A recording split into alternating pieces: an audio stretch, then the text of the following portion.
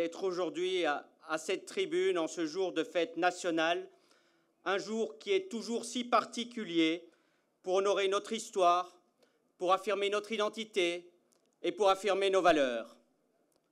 Aujourd'hui en France, toute personne a la possibilité de recevoir une éducation, de s'instruire, de se faire soigner ou de disposer d'un revenu de subsistance.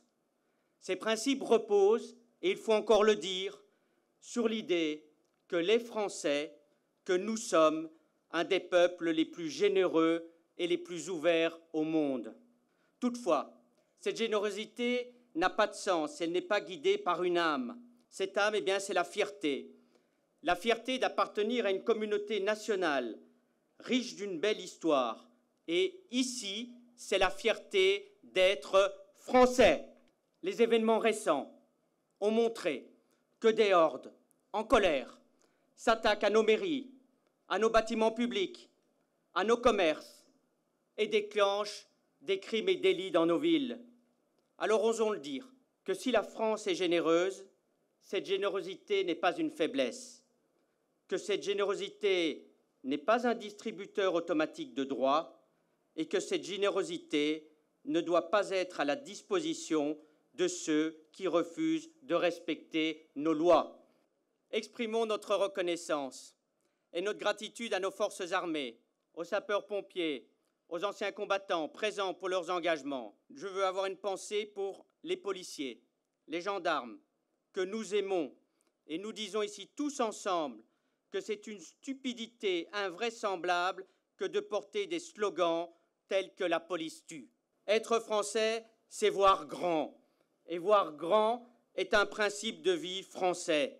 Alors, ça ne fait pas de mal de rappeler, colonel, que notre armée est présente sur les 5 continents, de rappeler également nos réussites dans le développement de la recherche et des télécommunications, de rappeler aussi la réputation de notre filière nucléaire, nos grands projets aéronautiques, nos géants mondiaux de l'environnement, et de dire que demain, nous allons devenir des leaders dans le domaine de la santé, de la cybersécurité ou encore de l'intelligence artificielle.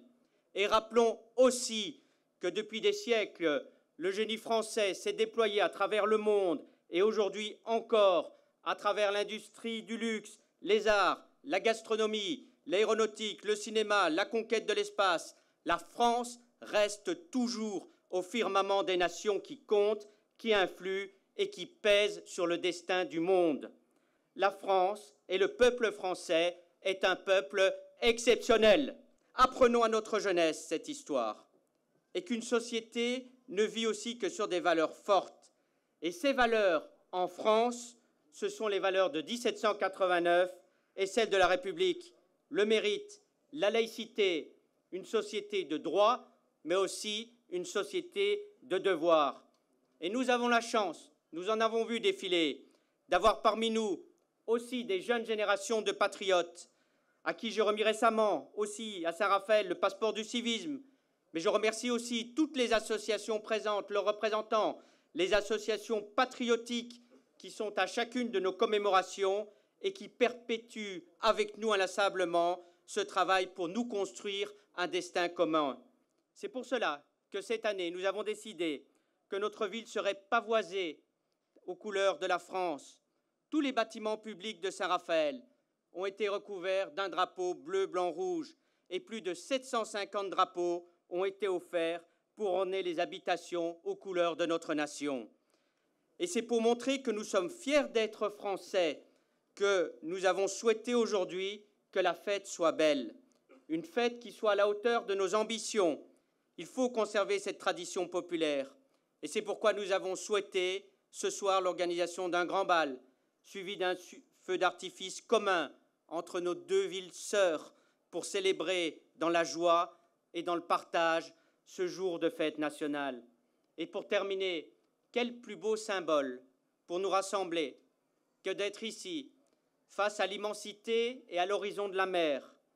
Il n'y a pas un plus bel endroit en France pour célébrer notre fête nationale, face à cette magnifique mer Méditerranée, pour écrire ensemble une histoire nous disant que rien ne peut nous retenir, que nous pouvons tout faire et qu'ensemble tout peut être réalisé.